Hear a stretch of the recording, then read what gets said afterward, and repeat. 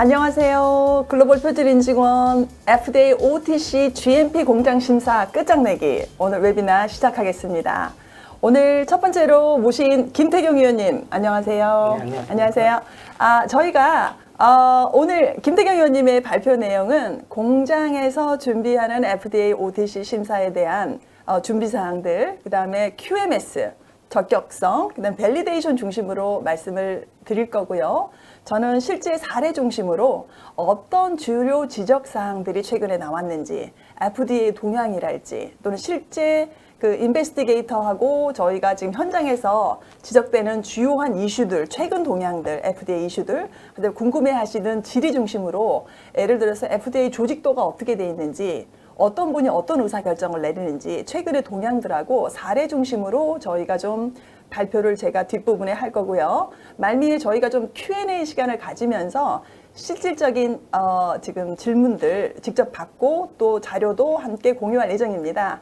5월 31일 날 실제 FDA 인베스티게이터 오디터와 함께 1월 31일 날 퇴직하신 로버트 마틴이라고 하는 FDA 오디터와 실제 인베스티게이터와 5월 31일 날 보스턴과 서울을 연결하는 FDA 오티스 웨비나를 실시간으로 줌과 유튜브 라이브로 한번 시작해 볼 예정입니다. 요 관심 많이 가져주시고요. 먼저 김태경 위원님, FDA 공장 심사에 관한 부분 먼저 발표 먼저 들으시죠. 네, 안녕하십니까. FDA OTC 공장심사 쪽 심사위원을 맡고 있는 GSC 김태경 위원입니다. 첫 번째 시간에 말씀드릴 거는 이제 공장심사가 이루어지는 과정들, 그 다음에 공장심사가 이루어지는 동안에 심사를 주요 보는 포인트, 그 다음에 일부 주요 지적사항에 대해서 간략하게 말씀을 드리겠습니다. FDA 공장심사의 유형을 첫 번째 보시게 될 텐데요. 요즘 대부분 이제 한국에 있는 화장품 회사들이 뭐 EFFCI, ISO 2276을 취득하신 이후에 이제 CGMP를 이제 많이 취득하고 계신데, 그 이후에 이제 주요 이제 타겟점, 영업 시장을 넓히기 위해서 도전하시는 분야가 이제 FDA OTC라고 보시면 되겠습니다. 공장 심사의 유형의 사례들을 보면 첫 번째, 그 제조 시설을 등록할 후 1, 2년 후에 나오는 뭐 정상적인 심사. 그 다음에 두 번째 보시면은 그 부적합 사항들, 그 다음에 경쟁사의 폭로 등에 의해서 이루어지는 이제 불시 심사가 있을 수 있고요. 그 다음에 포스트 인스펙션이라고 해서 케이스 감사 시 이제 부적합 사항이 발생됐을 때 다시 재심사가 이루어지는 심사 방식이 있다고 보시면 되겠습니다. 이 세 가지 유형 외에도 이제 간략하게 생각하시면은 우리가 미국 쪽에다가 공장에 등록을 실시하신 이후에 일부 제품들을 쉽게 등록하셔가지고 이제 미국에 수출하는 과정 중에 갑자기 심사가 나오는 경우가 많고요. 그 다음에 우리가 이제 FDA OTC를 성실히 준비하신 이후에 신청서를 제출해서 공장 심사가 나오는 경우, 이 유형이 가장 큰 두 유형이라고 보시면 되겠습니다. 근데 실제적으로 제 경험상 저희가 이제 경험한 바에 의하면 우리가 알아서 그 공장 심사를 대비해서 준비하시다가 심사를 받는 경우는 그렇게 많은 경우는 없는 것 같고요. 대부분의 회사들이 마음 편하게 쉽게 제품 등록을 하신 이후에 갑자기 뜬금없이 FDA 시작처에서 한 통의 메일을 받고 심사가 불시적으로 이루어지는 경우가 거의 제가 판단했을 땐 70% 이상의 경우라고 생각이 됩니다. 그래서 여러분들이 지금 FDA OTC 이 심사가 실제적으로 체감적으로는 우리 해당되지 않으니까 우리는 이루어지지 않을 거야, 이렇게 기다리셨다가 대부분 갑자기 심사를 받으신 이후에 부적합을 받는 경우가 상당히 많으니까 이게 다른 나라 얘기가 아닐 가능성이 높다고 말씀을 드리는 겁니다. 실제적으로 저희를 통해서 그 심사를 통과한 회사들이 대다수가 신청서를 제출해가지고 받는 케이스보다 갑자기 불시에 미국 쪽에서 한 통의 메일을 받은 이후에 불시에 점검받는 형식이 대부분 많았으니까 이걸 염두에 두시고 접근하시는 게 좋다라고 말씀을 드립니다. 맨 처음에 이제 이제 한 통의 메일을 받은 다음에 이제 너희 회사의 주요 사항에 대해서 간략하게 뭐 이제 피드백을 달라, 뭐 미국 쪽에 주요 수출하는 제품군이 뭐가 있고 어느 정도의 팩터 어느 정도의 크기의 수출품들이 우리 쪽에 미국 쪽에 수출이 됐는지 이런 것들과 그다음에 주요 그 회사의 현황들 이런 것들을 먼저 보내라고 이제 첫 번째 메일을 받게 됐는데 그 메일을 먼저 보내고 난 이후에 갑자기 이제 그 뒤에 한 달 이내 재판을 했을 때 한 달 이내 정도에 다시 메일을 받게 됩니다. 그래 너희들의 현황이나 너희들이 보내준 자료들을 일부러 확인한 결과 우리가 너희들의 공장 심사를 언제 나갈게 하고 이렇게 이제 메일이 오게 되는데 대부분 석 달 이내에 이제 이런 과정들이 이루어진다고 보시면 됩니다. 근데 후에 이제 제가 이제 말씀을 드리겠지만 석 달 동안 우리가 이제 공장 그 심사를 대비하기 위해서 준비할 수 있는 시간이 굉장히 작아요. 왜냐면 준비할 것들이 너무 많기 때문에 그러면 이제 대부분 VC에 받는 경우에는 이제 대부분 OAI나 이제 부적합 사항들에 대한 카파 개선 이후에 이제 카파 개선을 어떻게 잘 우리가 요구하는 대로 잘 피드백을 주느냐에 따라서 이제 VAI인지 NAI인지 OAI인지 이렇게 통보를 받게 되는 형식이라고 보시면 됩니다. 심사는 대부분 이제 통보를 받은 이후에 이제 심사관이 온 이후에 거의 대부분 재판들에서 3일 내지 5일 정도의 심사 기간이 있다고 하는데 거의 대부분 5일이라고 생각하시면 됩니다. 5일 동안 그 심사관이 심사가 이제 공장 위주로 심사를 하는 거죠. 제조원 공장을 가서 심사를 하는데 5일 동안 심사하는 도중에 이제 제조 현장도 보시게 되고 이제 QMS 매뉴얼이나 그 퀄리티 시스템, 그 품질 시스템에 대한 거 전체 전반적인 거를 다 보시고 그 다음에 후에 말씀드리는 이제 적격성이나 밸리데이션 이런 사항에 대해서 이제 보시게 되는데 이게 심사원들이 사람이다 보니까 모든 심사원들이 같은 방식으로 같은 관점으로 똑같이 보질 않습니다. 그 심사원마다 차이가 굉장히 많습니다. 제가 경험했을 때는 심사원들의 출신 배경이 어디냐에 따라서 심사원들이 주요 이제 시간을 투자해서 보는 방향이 굉장히 틀려져요. 뭐 이제 QC 쪽에서 근무하시는 분들은 QC의 분석 데이터 쪽을 굉장히 많이 보시는 것 같고요. 시설 쪽이나 현장 쪽 출신 분들 같은 경우에는 현장 심사를 주로 많이 보시는 방식이 있기 때문에 어느 회사가 이 부분을 많이 봤다고 해서 우리 쪽에 심사 나오시는 심사원이 그렇게 똑같이 보겠지 생각하시면 큰 착각이십니다. 그렇기 때문에 뭐든지 다 신경 쓰셔야 되고 웬만한 것들은 다 준비하시고 심사를 받으셔야 된다 이렇게 말씀을 드립니다. 심사가 5일 정도 끝나고 마지막 날에 됐을 때는 이제 전체적으로 이제 주요 지적사항에 대해서 이제 서로 협의를 하게 되고 거기서 주요 이제 그 심사원께서 요런 것들은 너희들한테 보완사항으로 내가 보내겠다 하시면은 그 이후에 이제 483이라는 걸 발행을 하신 이후에 우리는 483 그 레터를 정식적으로 받게 되시고 그거에 대해서 이제 카파를 준비하시고 대응을 지속적으로 하시는 방향 쪽으로 이제 전체적인 개요가 이제 진행된다고 보시면 됩니다.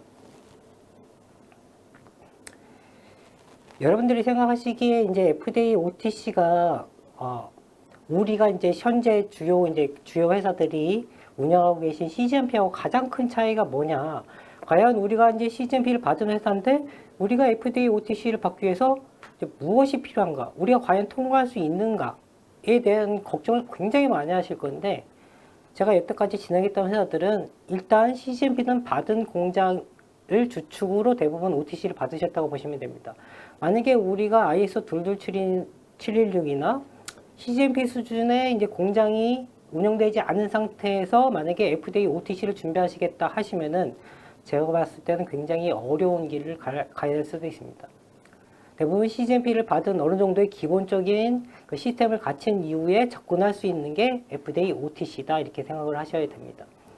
그리고 이제 주요 이제 운영하시는 회사들에서 이제 고민점이 뭐냐면 과연 어느 정도의 시간을 들여서 얼마만큼의 인원이 들고 얼마만큼의 우리가 비용이 들 것인가에 대한 고민이 많으실 텐데 제가 판단하기에는 기본적으로 우리가 웬만한 CGMP에 준하는 현장과 그 다음에 인원과 그 분석 시설을 가지셨다면은 그렇게 큰 돈을 들이지 않고도 접근할 수 있다.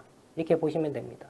여러분들이 이제 화장품 업체에서 주요 하시는 그 인증 제도 중에 ISO 22716이 있고 그다음에 CGMP가 있지 않습니까? 그러면 ISO 22716과 CGMP의 가장 큰 차이점은 뭐냐?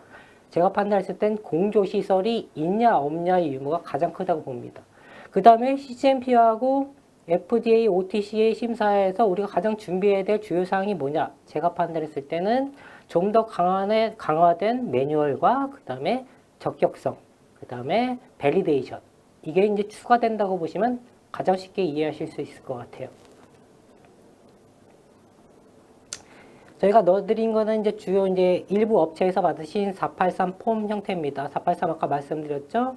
우리가 심사를 받은 다음에 너희들이 주요 보안사항으로 내려질 것들이 이러한 것이다 해가지고 옵저베이션 형식으로 해가지고 이제 주요 보안사항에 대해서 이런 식으로 저희가 이제 정식적으로 공문 형태로 이제 받게 되는 레터의 형태라고 보시면 됩니다. 근데 이제 제 경험상 그리고 여러 회사들의 이제 옵저베이션을 저희가 이제 같이 검토하고 이제 카파를 진행해서 이제 다 승인을 시켜드렸는데 이제 옵저베이션이 몇 개다 이렇게 생각하시면 안 되고 옵저베이션이 5개다 해도 그 안에 세부 내용을 보시면 우리가 카파를 준비해야 될 사항들이 옵저베이션 하나당 하나가 아닙니다. 옵저베이션 하나는 주요 큰 테두리를 말하는 것이고 그 밑에 내용을 계속 읽어보시게 되면은 자잘자잘하게 몇 개로 나눠지는 그 소규모의 지적사항들이 계속 있기 때문에 옵저베이션 하나가 나왔다 해서 보안사항이 하나다 이렇게 생각하시면 안 됩니다. 저희 경험상. 주요 공정 심사 범위에 보시면 이제 하드웨어, 이제 현장에 대한 설비들, 그 다음에 그 제조 환경에 대한 하드웨어에 대한 걸 주요 심사를 보시게 되고, 그 다음에 소프트웨어, 매뉴얼이 되겠죠. 그 다음에 적격성 평가에 대한 뭐 프로토콜이라든지 레포트, 그 다음에 밸리데이션 현황들, 그 다음에 그 주요 이제 심사원들이 보는 것들은 체크리스트, 이제 CGP를 받게 되시면은 심사를 받게 되시면 시작자 직원분들이 나와가지고 이제 체크리스트를 가지고 돌지 않습니까? 근데 저희 그 미국 FDA 같은 경우에는 그 체크리스트의 기본 베이스가 그 CFR 211이나 2210 그 CGMP 가이드라인에 있는 주요 그 관찰 사항에 대해서 것들을 주요 이제 골자를 두고 이제 심사를 이루어진다 이렇게 보시면 됩니다. 하드웨어적인 측면을 보시게 되시면은 이제 레이아웃이라고 되어 있는데 처음에 이제 우리가 접근할 때는 이제 OTC가 약으로 이제 저희가 인식이 되잖아요. 그 다음에 우리는 화장품인데 우리가 CGMP 준하는 레이아웃이나 설비를 가지고 있더라도 약인데 과연 우리가 화장품 CGMP 수준의 공장 시설을 가지고 통과할 수 있냐, 이게 처음에 굉장히 고민이 많이 되실 텐데 저희 경험상으로는 우리가 사용하고 있는 CGMP 공장 내에서 그 미국에 수출하는 OTC로 구분되는 그 화장품을 생산을 하더라도 별도의 분리동이라든지 별도의 층을 가지고 있지 않더라도 대부분 인정을 해주고 심사가 이루어졌습니다. 저희가 경험해 봤을 때는 현장 쪽에서 그 레이아웃에 대한 거, 그 다음에 그 제조 구역에 대한 분리에 대한 사항들, 지적 사항들은 거의 없었으니까 여러분들이 만약에 CGMP에 준하는 공장을 가지고 있고 준하는 설비를 가지고 있다고 하면은 일단 접근해 볼 수 있다 이렇게 저희가 이제 장담을 드립니다. 이거에 대한 고민은 좀 하지 마시고, 근데 우리가 CGMP 수준에 준하지 못하는 현장을 가지고 있거나 설비를 가지고 있다 하면은 다시 CGMP 정도의 수준에 준하는 설비를 갖추도록 비용 투자를 하셔야 됩니다. 당연히 정제수 시설, 공조 시설, 집진 설비 이런 것들, 그 다음에 클린 형태의 공장 현장은 무조건 기본 베이스로 가져가셔야 된다고 생각하셔야 됩니다. 그 다음에 이제 품질 설비라든지 제조 설비 이런 것들에 대한 점검 사항이 있는데 대부분 품질 설비의 범위 같은 경우에는 우리가 수출하는 제품에 대해서 그 다음에 원료 시험이나 반제품 시험, 그리고 완제품 시험에 이루어지는 설비들을 갖추고 있는지, 만약에 갖추고 있지 못하다 하면은 외부에다가 시험 의뢰를 하셔도 되는데 만약에 우리 가지고 있는 설비가 정확하게 이제 구비되고 있다 하면은 CGMP에서는 그 주요 이제 관심 대상으로 보지 않는 것들에 대한 심사가 주로 이루어진다고 보시면 됩니다. 설비만 가지고 있다 해서 요 설비를 가지고 분석을 해서 적합 판정이 나왔다 요 수준이 아니라 오디트 트레일, 그 다음에 데이터 인테그리티, 데이터 관리, 그 다음에 주요 그 오디트 레일을 다 이 친구들이 다 열어보거든요. 그렇기 때문에 우리가 적합 판정을 냈을 때 분석했던 그 실시간 데이터와 오디트 레일을 열어가지고 이 실시됐던 날짜에 과연 이 실험들이 제대로 이루어졌고 그 앞뒤에 어떠한 부적합 사항들이 있는지 없는지 이거에 대해서 전부 다 보시기 때문에 우리가 접근하기 위해서는 그 분석 기계에 대해서도 오디트 트레일, 그 다음에 그 CV를 CSV, 컴퓨터 시스템 밸리데이션이죠. 그 프로그램에 대한 그 밸리데이션도 무조건 기본 베이스로 실시가 되셔야 됩니다.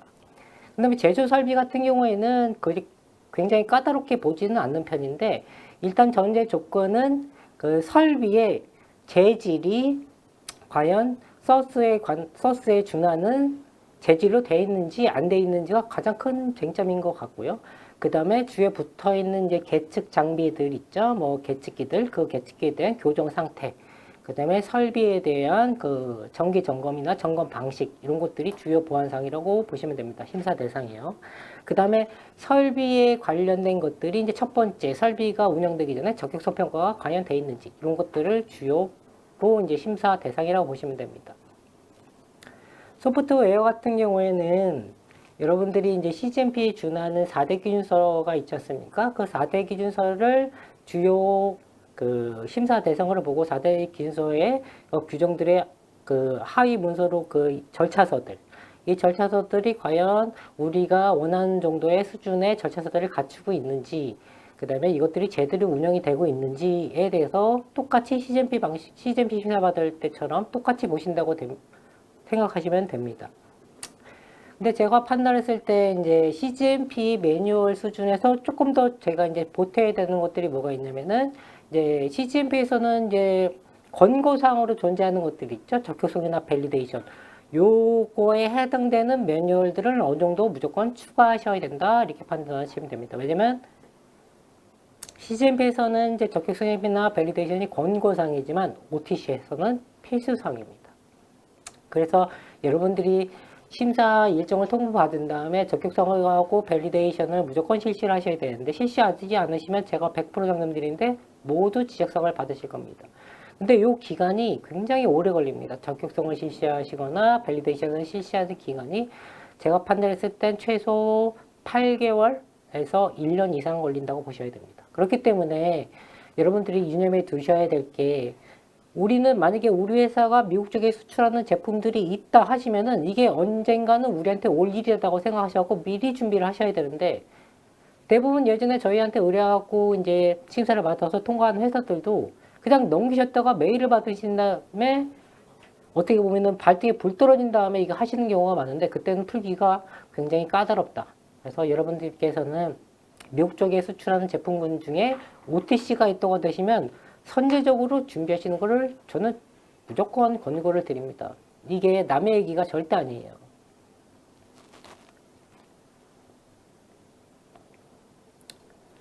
보시면 이제 챕터 2 보시면은 FDA, OTC 공정 심사에 대비해서 이제 우리가 고려해야 될 사항들이 뭐냐, 준비해야 될 사항들이 뭐냐, 이렇게 말씀을 드리겠습니다. 첫 번째 이제 도면 설계를 하게 되는데, 제가 판단했을 때 여러분들이 가지고 계신 CGMP 공장의 그 준하는 레이아웃을 어느 정도 갖추면 되지만, 일부 CGMP 공장의 심사를 통과하는 회사 중에서도 일부 이제 개선이 필요한 부분들이 생기게 됩니다. 그런 경우에는 저희 쪽을 통하시든지 아니면 이제 GMP 전문가들을 통하셔가지고 과연 우리가 심사 받기 전에 이 레이아웃에 이제 문제가 없는지는 기본적으로 한번 확인을 하셔야 되고, 필요한 경우에는 부분적인 리모델링을 실시하시는 게 좋습니다. 근데 우리가 전체적인 공장을 전부 다 보여주기 싫다, 이럴 경우에는 그 전용 구역을 만드셔서 하셔도 되는데, 단 문제는 뭐냐면 미국적 심사가 나왔을 때 우리가 새로이 전용 구역을 만들더라도 요 심사 대상에 포함이 안 될 수도 있습니다.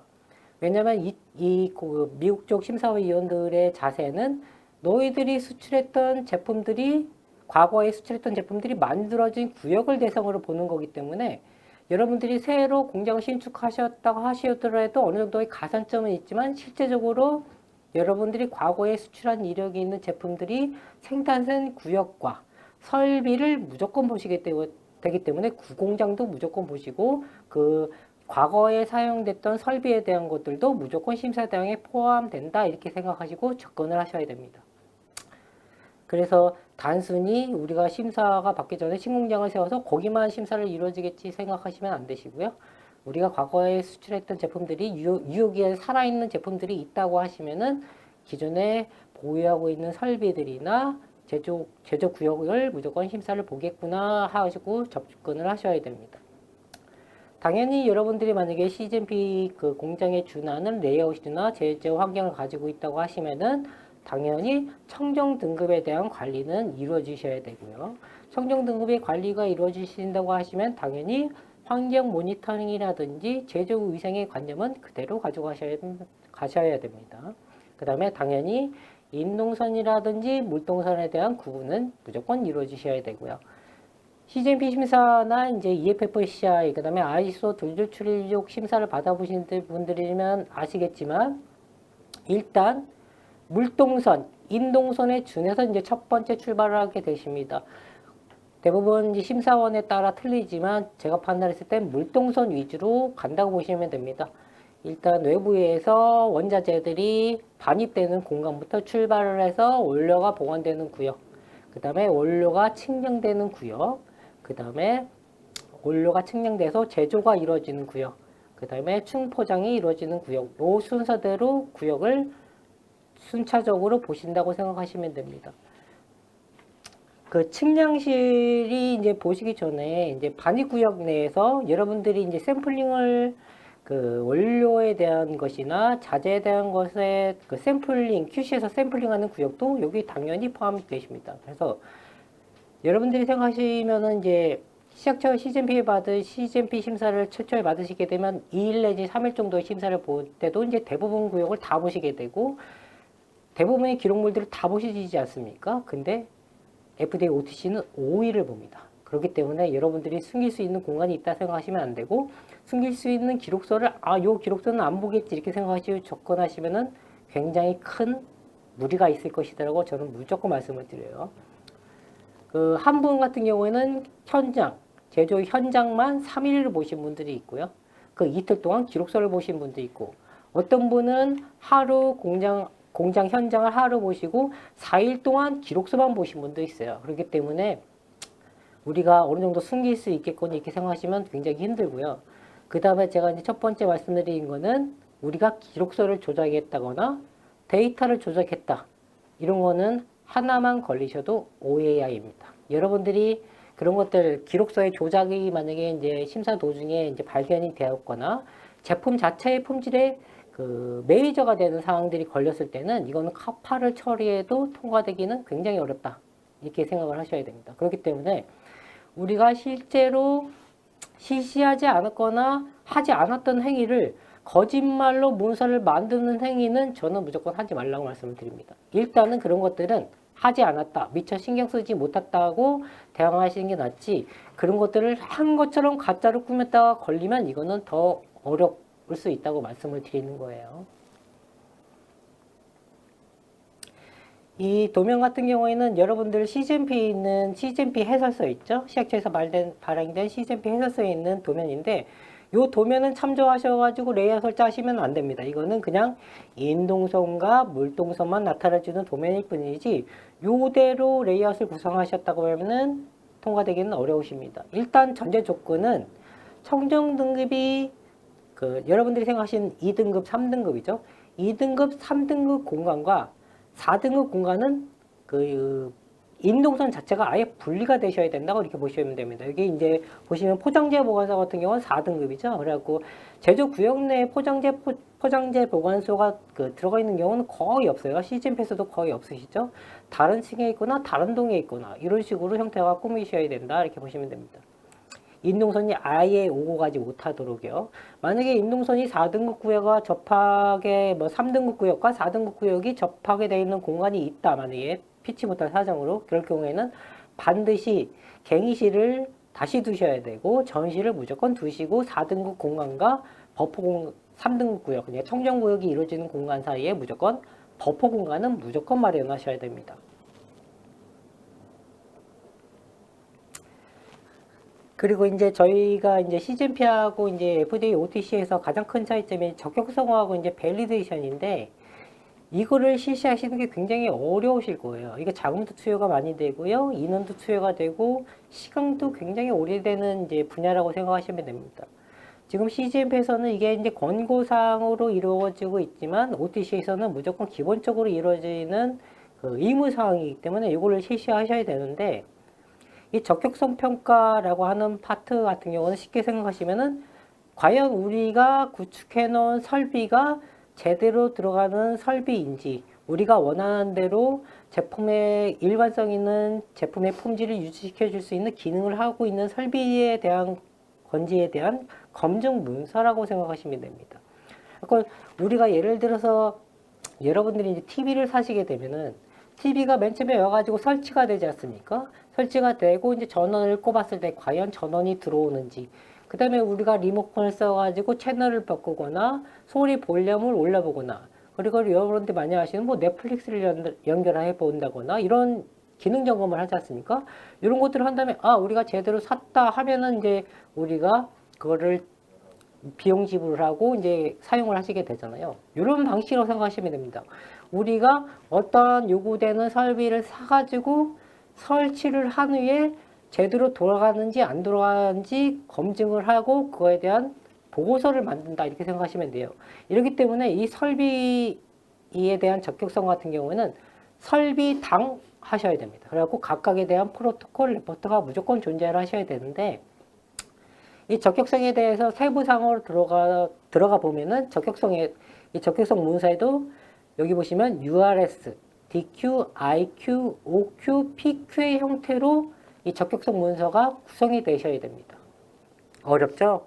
맨 처음에 이게 여러분들이 이제 설명만 듣거나 교육을 간단히 받으시면 이게 이해가 안 가실 수 있는데 하나의 설비에 대한 적격성을 한번 해보시면 아, 요게 요거다라고 쉽게 이해하실 수 있습니다. 이게 처음에 접근하기 어렵지만 한번 해보시면 그렇게 어렵지 않고 접근하기 쉽고 이해하기 쉬울 거다. 저는 이렇게 판단이 됩니다. 우리가 이제 처음에 하나 이제 여러분들이 이제 이미지를 그려보셔야 돼요. 우리가 이제 설비를 하나 샀을 때 그거에 대한 이미지를 보시게 되면은 우리가 예를 들어서 이제 제조 믹서를 새로 구입하고 싶다 이렇게 이제 전제 조건을 두고 생각하시면은 그 업체분들하고 제조 설비를 납품하는 업체하고 이제 미팅을 하지 않습니까? 그럼 미팅을 하게 되면은 우리 제조 믹서의 그 톤 단위 과연 이거 우리가 1톤으로 그 믹서를 요구할지 아니면 500kg짜리 믹서를 요구할지 300kg짜리 mik서를 요구할지 그 다음에 높이와 폭은 어느 정도 됐으면 좋겠는지 어느 정도의 그 기능을 했으면 좋겠는지 뭐 RPM 그 믹서의 그 안에 그 회전 속도 있죠 혼합에 그 대한 혼합 그 회전 속도 RPM은 몇에서 몇까지 들어가는 그 회전 속도를 가졌으면 좋겠는지에 대한 것들이 이제 설비 업체하고 논의가 이루어지는데 이때 당시에 우리가 요구하는 사항들 있지 않습니까? 아까 이제 얘기했던 용량이라든지 뭐 RPM, 회전 속도의 요구 사항이라든지 이런 것들의 폭, 높이 이런 것들에 대한 요구사항을 우리가 제조 업체에 전달했을 때 발생하는 문서가 URS라고 보시면 됩니다. 이게 어떤 이게 프로 말씀을 드리면은 이제 사용자 요구 사항이라고 보시면 됩니다. 그러니까 우리가 사용자가 되겠죠. 그래서 우리가 제조업체나 그 설비업체에 요구했던 사항들에 대해서 오고 가는 내용들에 대한 그 문서라고 생각하시면 됩니다. 그러면 우리가 요구하는 사항들에 대해서 발생하는 문서가 URS면 그 다음 단계에 이루어지는 게 이제 DQ라고 보시면 됩니다. 이거는 디자인 퀄리피케이션이라고 해갖고 디자인 설계 단계에서 나오는 문서인데 이거는 우리가 만드는 것이 아니라 우리가 요구사항을 전달하고 그 업체에서 요구사항을 받아들여서 디자인 설계 단계에서 발생하는 게 DQ인데 어떤 내용들이 들어가 있냐면 너희들이 요구한 사항은 요거니까 우리는 이렇게 설계를 했으니까 요거에 대해서 한번 검토를 해주고 상호 간에 의견을 한번 맞춰보는 문서라고 생각하시면 됩니다. 그래서 그때 당시에 얘들이 디자인을 해온 문서에 대해서 그 설계죠. 거의 다 설계도라고 보시면 됩니다. 그 주요 이제 스펙사항에 대한 것들이 합의가 이루어지면 서로 이제 작성하고 검증, 확인하는 검토 단계에 이제 사인이 이루어지는 문서라고 보시면 됩니다. 그 다음 단계, 이제 우리가 요구하고 설계하고 만들어진 다음에 하는 행위가 뭐예요? 다 만들어졌으면 이걸 우리 공장에 갖고 와서 우리가 원하는 위치에 설치하게 되죠. 그래서 이게 IQ라고 합니다. Installation Qualification이라고 설치 적격성이라고 부르는데 이거는 우리가 요구하는 대로 장비가 만들어져서 우리가 요구하는 장소에 설치가 되고 이게 기본적인 작동이 우리가 원하는 대로 예를 들어서 전원이 들어오는지 이런 것들 있죠. 그 다음에 IQ 단계에서 또 보시는 게 뭐가 있냐면 주요 계측기들이 이 설비에 붙어 있는데 이것들이 과연 적합한 계측기가 붙어 있는지 그 다음에 제대로 작동하는지 이런 정도의 수준으로 보는 게 이제 IQ 설치할 때 간단히 보는 것들 그 다음에 그 배관들이 제대로 우리 설비에 붙어 있는지 이런 것들을 확인하게 됐죠. 이제 설치하는 단계에서 그 확인해야 될 주요 그 확인 사항에 대해서 확인하고 검증하는 문서 이렇게 생각하시면 됩니다. 그러면 여러분들이 원하는 장소에 설치가 되고 그 다음에 우리가 원하는 대로 뭐 배관들이 제대로 연결이 되고 계측기 검열 정도 다 이루어진 상태이고 계측기들이 제대로 돌아간다. 그럼 학교에서 검증이 끝났죠. 그 다음에 우리가 하는 다음 단계의 적격성 평가는 뭐냐? 운동 적격성, 오퍼레이션 퀄리피케이션이라고 운동 적격성이라고 하는데 가동이죠. 운전 적격성이라고 합니다. 그래서 그 기계를 실제적으로 가동을 해보면서 이 기계가 우리가 원하는 세팅 값을 줬을 때 그 세팅 값에 준하는 그 기기에 작동을 하는지를 보는 게 이제 OQ라고 생각하시면 됩니다. 그때는 이제 우리가 예를 들어서 온도 세팅을 우리가 이제 믹서를 샀다고 감안하시면은 우리가 온도 세팅을 50도, 30도, 뭐 30도는 아니겠죠. 50도 내지 뭐 100도 사이에 세팅 값을 줬을 때 과연 이 설비 믹서 내의 온도가 그렇게 플러스 마이너스 5차 내에서 그 세팅 값에 준하는 온도가 올라가는지 이런 것들이 이제 운전 적격성이라고 보시면 되겠죠. 그 다음에 우리가 RPM을 뭐 예를 들어서 뭐 1000 RPM의 값을 줬으면 그 안에 있는 그 내용물을 섞어주는 그 프로펠러 같은 거 있죠. 이것들이 과연 1000 RPM의 속도에 준하는 속도대로 회전을 하고 있는지 이런 것들을 체크하게 됩니다. 그게 이제 OQ입니다. 그런 것들이 이제 기본적인 작동 세팅 값에 대해서 준하게 작동하는 것을 확인했다고 하면은 그 다음에 확인하시는 것이 이제 퍼포먼스 퀄리피케이션이라고 해가지고 우리가 이제 빈 상태에서 이 성능을 확인하는 단계가 OQ라고 생각하시면 PQ 단계에서는 이제 내용물을 넣어가지고 우리가 원하는 대로 성능을 나타내준지 확인하는 게 이제 퍼포먼스 퀄리피케이션이라고 수행에 대한 적격성 평가 이렇게 보시면 됩니다. 그러니까 이거를 DQ는 뭔지, URS는 뭔지, DQ는 뭔지, 그 다음에 IQ는 뭔지, 그 다음에 OQ는 뭔지, PQ는 뭔지에 대해서 간략하게 개념 정도만 이해하시고 넘어가시면은 오늘 교육을 받으신 게 성공입니다. URS는 우리가 그러니까 업체하고 만났을 때 미팅 과정 중에 요구하는 사항들에 대한 문서구나 이렇게 생각하시면 되고, 그 요구하는 사항들에서 얘네들이 받아들여서 설계했을 때 나오고 이제 디자인 단계에서 나오는 문서가 이제 DQ구나. 그러면 이게 만들어진 다음에 와서 설치됐을 때 발생하는 문서가 설치 적격성 IQ구나 이렇게 생각하시면 되고, 그 내용물 넣지 않은 상태에서 빈 상태에서 요것들을 돌려봤을 때 발생하는 문서가 OQ. 내용물을 투여한 다음에 어느 정도 내용물을 채운 다음에 돌려서 검증하는 게 PQ 이렇게 생각하시면 가장 쉬울 겁니다. 뭐 그 안에 이제 가이드라든지 적격성에 관련된 여러 문서들을 보시게 되면은 거의 대부분 쉽게 이렇게 요약하시면 됩니다. 그 안에 내용들은 뭐 상세하게 더 보실 필요는 있지만 저 같은 사람의 입장에서도 이렇게 간략하게 가장 쉽게 이해하시고 넘어가는 게 좋습니다. 그래서 여러분들이 그 설비를 살 경우에는 그 제조업체 쪽에 적격성 평가 문서 OQ까지 만들어줍니다. OQ까지 만들어서 그거를 비용을 지불하려고 하실지 이를 결정을 하시고 처음에 신규 설비를 할 때 그걸 견적가에서 포함시켜서 주셔야 됩니다. 만약에 그 제조 설비 업체에서 우리는 적격성 평가 문서를 줄 수 없다 하시면은 이제 저희 같은 전문 그 회사들하고 컨설팅 회사들이랑 컨택을 하셔가지고 문서를 만들어 달라고 하셔야 됩니다. 그래서 이거는 설비당 하셔야 되는데 범위가 어디서부터 어디까지냐면은 제조에 사용되는 모든 제조 설비들, 그 다음에 제조 환경을 꾸며주는 제조 환경 그 설비들 있지 않습니까? 정제수, 뭐 압축 공기, 그 다음에 공조기. 그게 대상이 되고요. 그 다음에 품질에서 사용하시는 분석 설비들이 모두 대상이라고 보시면 됩니다. 그러니까 적격성을 하시게 되면 한 10개에서 20개 이상이 되실 거예요. 근데 이 비용이 굉장히 만만치가 않습니다. 적격성 평가하는 비용들이 대부분 최소 제가 봤을 때는 300에서 500? 이 정도는 무조건 기본 베이스. 그러니까 제가 말씀드리는 최소 미니멈 기본 그 금액입니다. 그 금액을 잡고 가셔야 하기 때문에 굉장히 큰 부담이 될 수도 있죠. 만약에 우리가 이제 뭐 OTC를 잘하고 적격성이나 밸리데이션 문서를 만들 수 있는 인원들이 우리가 구축돼 있다고 하시면 그분들 실시하셔도 되지만 더분 제가 이제 경험상 봤을 때는 제약회사는 이런 팀들이 제대로 구성되어 있었고 그 인원들을 투자해서 이걸 만들 수 있는 시간이 있지만 화장품 회사에서는 뭐 제약회사 출신 경력자들을 한두 번 누셨다고 해도 그분들이 감당할 수 있는 일의 범위가 아닐 수도 있습니다. 대부분 회사들은 뭐 컨테라고 전문가들에게 이제 위탁을 해가지고 하는 경우가 많고요.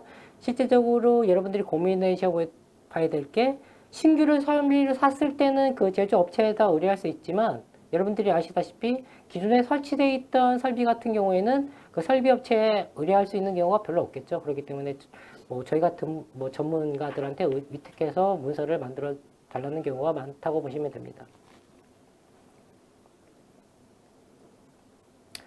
그 다음에 이제 적격성이 이루어진 다음에 이제 적격성은 처음에 이제 이 적격성을 하는 이유는 뭐냐면은 우리가 원하는 설비가 제대로 설치돼 가지고 제대로 돌아가는지까지 보는 게 이제 적격성이라고 말씀을 드렸잖아요. 그러면은 이 밸리데이션은 뭐냐면은 적격성이 이루어지는 설비를 가지고 그 이후에 하는 행위라고 보시면 됩니다. 그러니까 여러분들이 반드시 순서를 지키셔야 돼요. 적격성이 무조건 된 설비, 적격성이 완료된 설비를 가지고 그 다음에 하시는 게 밸리데이션이기 때문에 무조건 적격성을 첫 번째 순서로 두셔야 됩니다. 그 위에 제대로 설치되고 제대로 검증된 설비를 가지고 이루어지는 행위가 밸리데이션이라고 생각하셔야 돼요. 이해되시겠죠?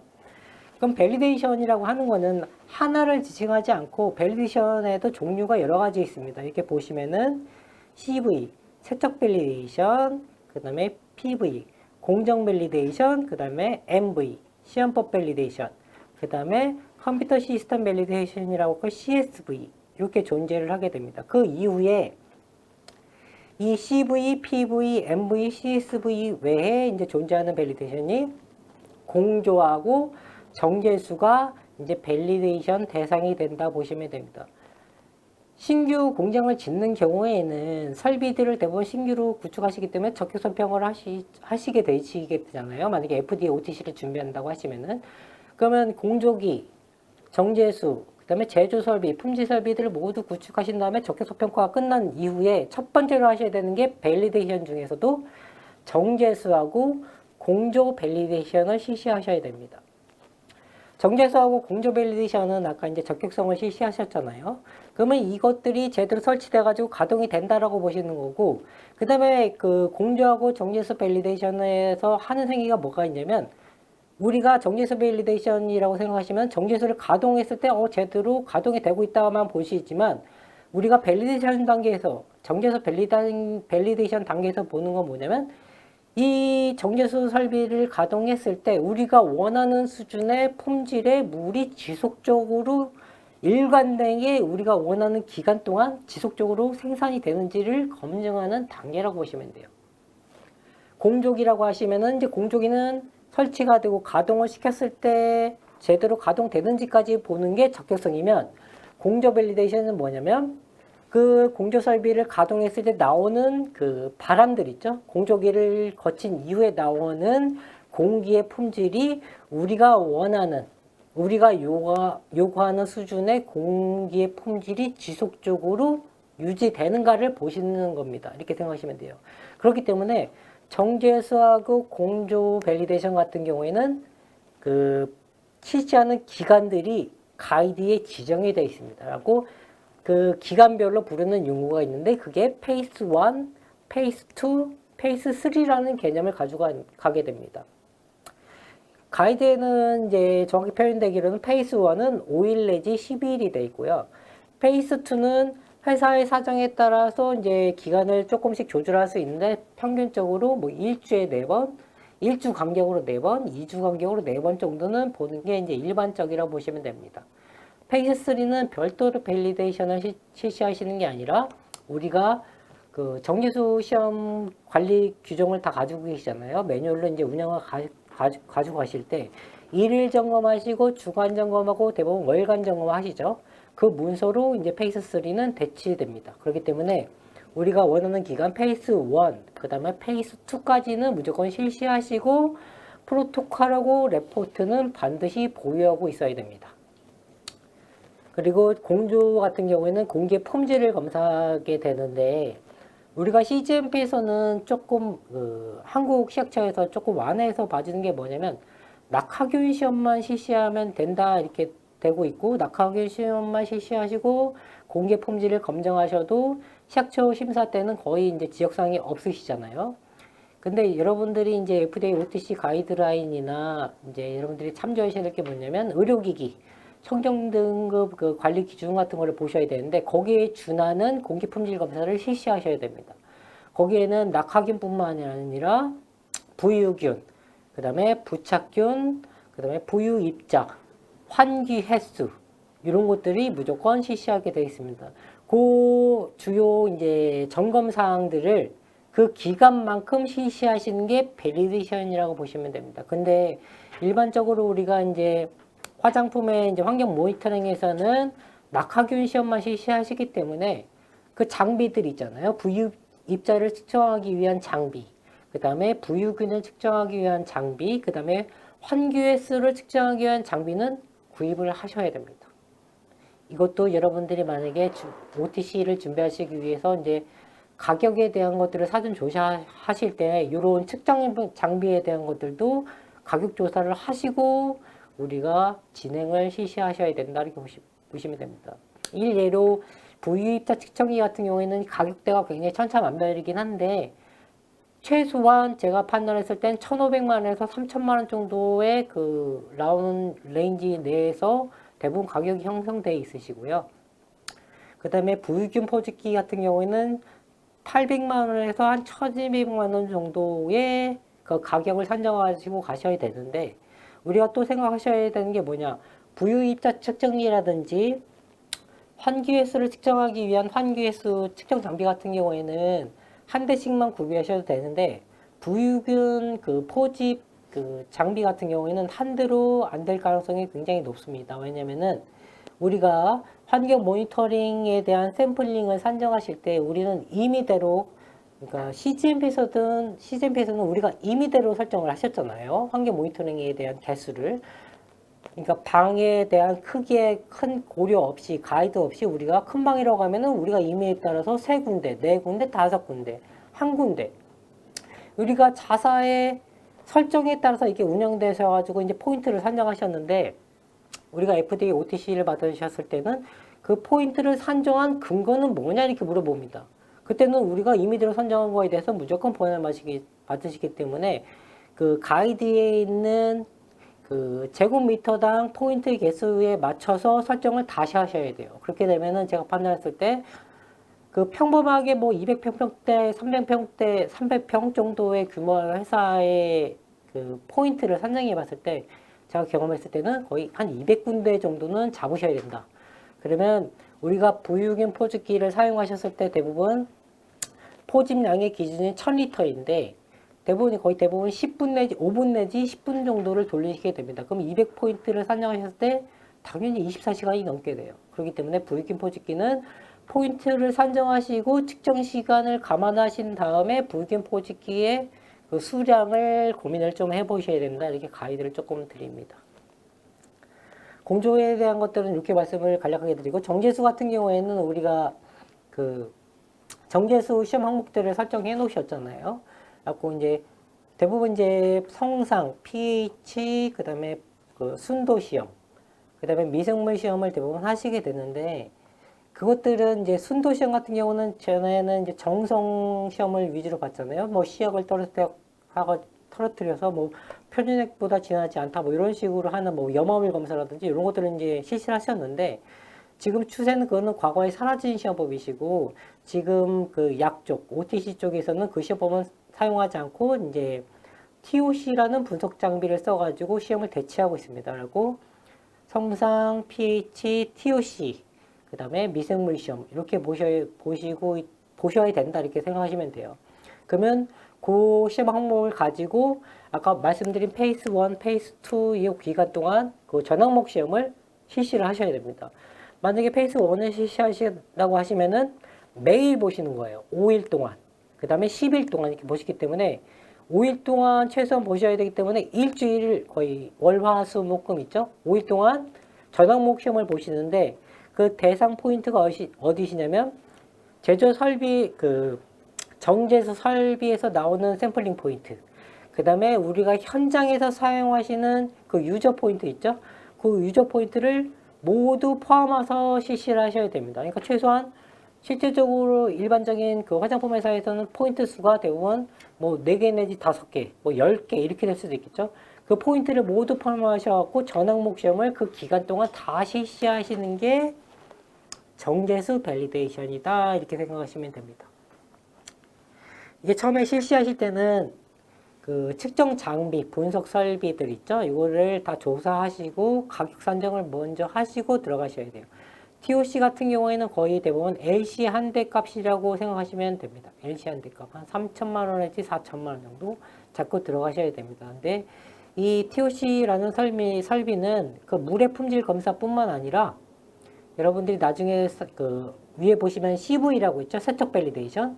요때 할 때도 분석 장비로 사용하시게 됩니다. 그러니까 정제수 시험하고 CV 할 때 분석 설비를 사용하신다. 이렇게 생각하시면 돼요. 공조하고 정제수 밸리데이션을 간략하게 말씀을 드렸고 PV 위에 보시면 세척 밸리데이션, 그 다음에 공정 밸리데이션, 그 다음에 시험법 밸리데이션, 그 다음에 컴퓨터 시스템 밸리데이션이 있으시죠? 이거는 또 이제 간략하게 설명을 드리면 공정 밸리데이션은 뭐냐면은 우리가 이거는 3이라는 숫자를 반드시 기억하셔야 돼요. 공정 밸리데이션, 세척 밸리데이션은 3이라는 숫자를 기억하셔야 하는데 세 로트 동안 실시하시는 겁니다. 세 로트. 같은 제품이 3번 생산할 때까지 실시하시는 게 PV, CV입니다. PV는 예를 들어서 우리가 이제 제품을 생산하기 위해서 어느 정도의 공정도를 기준을 마련하시고 그 공정 순서에 따라서 우리가 이제 제품을 생산하시게 되지 않습니까? 그러면 측량을 하신 다음에 이제 믹서에 투여하시고 혼합을 일반적으로 하시죠. 그 다음에 그 다음 단계가 간략하게 설명드리면 충전, 포장 공정을 하시게 됩니다. 간략하게 세 군데로 나눠 보시게 되면 그 제품에 따라서 이 사이사이의 공정이 다른 게 들어갈 수 있지만 가장 기본적인 거는 측량, 그 다음에 혼합을 하신 다음에 제품을 만드시죠. 그 다음에 반제품 형태를 존재하시고 그걸 가지고 하셔가지고 충정 포장을 하시게 되는데 우리가 염두에 두는 대상은 PV 대상은 뭐냐? 혼합 단계, 믹싱 단계에 간략하게 되면 믹싱 단계, 그 다음에 충전 단계 요거에 대한 검증이 대부분 PV의 대상 공정이라고 보시면 됩니다.